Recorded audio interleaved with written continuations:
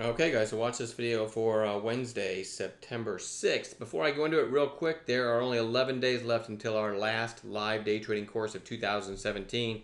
We'd love to have you join us. I promise you it won't be like any other course you've ever taken. It's not just a bunch of basic regurgitated stuff that you can read or find anywhere on the internet. It is actual actionable stuff that we use every day to make money. You'll learn our 6 exact very precise setups that we look for. And if you combine it with a chat room membership, which right now our lifetime is available still, it won't be anymore in 2017. It's available for less than a year until course day. We'll probably leave the sale up until course day.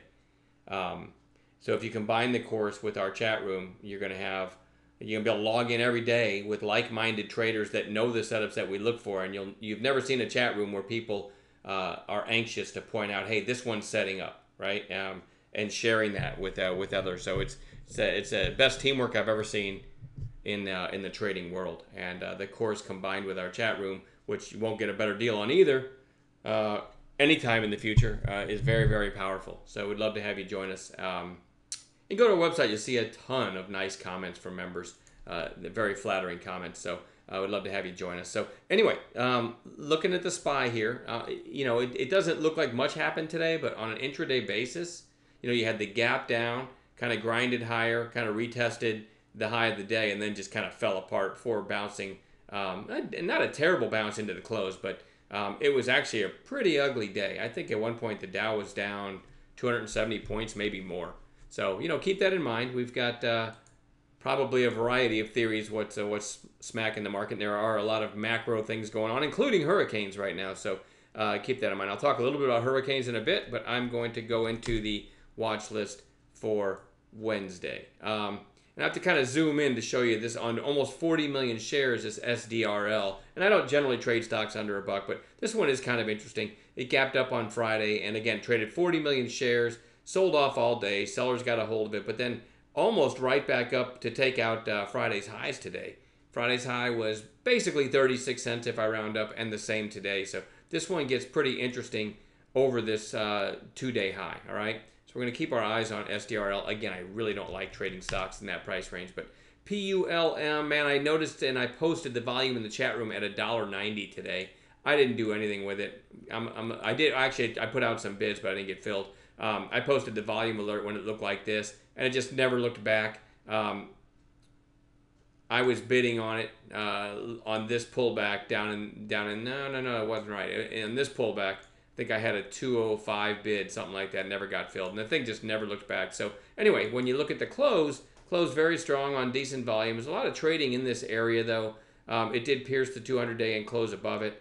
A lot of times you get people buying near the end of the day in anticipation of a gap up, and they'll probably sell in the pre-market if it's trading higher in pre-market. But I don't hold anything overnight. I always joke around. I don't even hold my wife overnight because anything can happen, and I don't like my money being exposed to an overnight like that. So we'll just watch it again tomorrow. But if it's gapping up in the pre-market, I certainly don't love it at the open. And as a matter of fact, I never take a trade at the open. We make things set up. So you've heard me talk about that in a bunch of videos.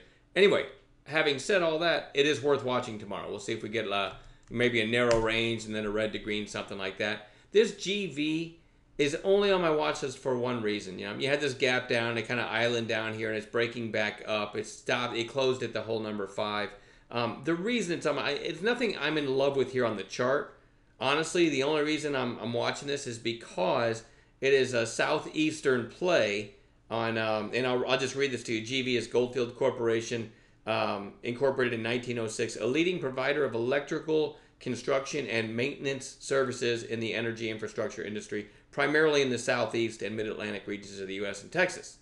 All right, so this is what you call a classic hurricane play, and Florida is, possibly going to be hit with, I don't know, the worst hurricane on record. So this one might catch some momentum, kind of like USG and GNRC, and I'll talk about both of those in a little bit. So this is what this, and you do see the extra volume here today. So this one could be a multi-day runner. I'm going to watch it, and it is simply, as I just said, specialized in installing and maintaining electrical transmission lines for a wide range of electric utilities. So I mean that's the sweet spot here if the hurricane's a direct hit on Florida, and they work in the southeast. So anyway, that's the reason that one's on watch. We're certainly going to watch it.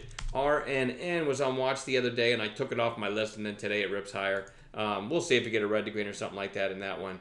SKLN, nothing compelling here about the daily chart, but in after hours, it was trading up to slightly above 170.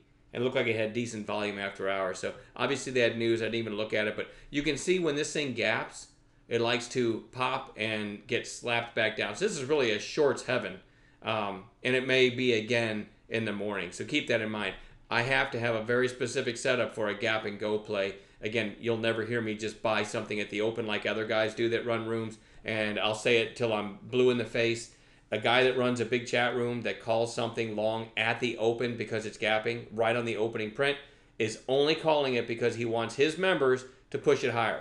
If he says I'm in XYZ at $1.60 right when it opens, he just got the best, the best print after, and then everyone tries to pile in. Now that doesn't always work, but for a lot of these guys it does, and then they immediately sell into that spike. So if you're buying at the open, it's a complete coin flip. As I've said, unless you have 1,000 members in your chat room to help push it up for you, then you might get out okay, and you'll say, good job, everyone, as everyone else is getting their ass handed to them as it falls apart. So you have to have a setup based on the chart, not a coin flip. Keep that in mind. I say that over and over because I'm trying to help people that just continuously get burned by just blindly following people. PYDS had this huge move. Selling came in on Friday, and then today kind of a narrow range. So it's on long watch, but I don't have any kind of, I mean, if you had to pick a number, it's interesting over today's high, over 215, but I don't like to put a price on anything the night before, right? Because I might tell you, oh, I like it over today's high at 216, and then it opens at $1.80 tomorrow, and then it maybe runs all day and hits 216, and people think it's still a buy. So I don't like to put prices on, like a point where I'm interested in the stock tomorrow when I don't know where it's going to open tomorrow.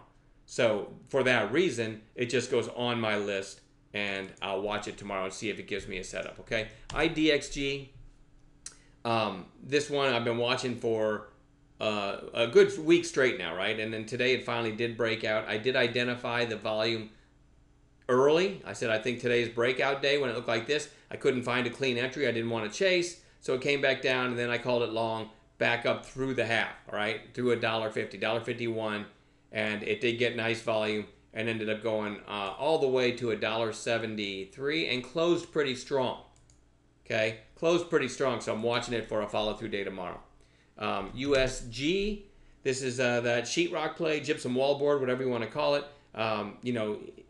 Texas is going to need a ton of sheetrock, gypsum wallboard over the next couple of years probably, and now we've got a hurricane approaching Florida as well. So, and you can see buyers coming, and you got a couple bottoming tails here. Again, I don't like to put a number on it, but it is interesting through the whole number 30 tomorrow. Again, it could open at 40. Okay, it won't open at 40, but it could open at 31 or something. So I'm not that interested in telling you here's where I'm going to buy it, but I definitely want to watch that trade tomorrow. I was tempted to take a swing in that one today, but I'm not comfortable holding anything overnight. MSDI had this nice pop. Came back down to the 20-day and a nice kind of secondary pop today. Hit the 200-day.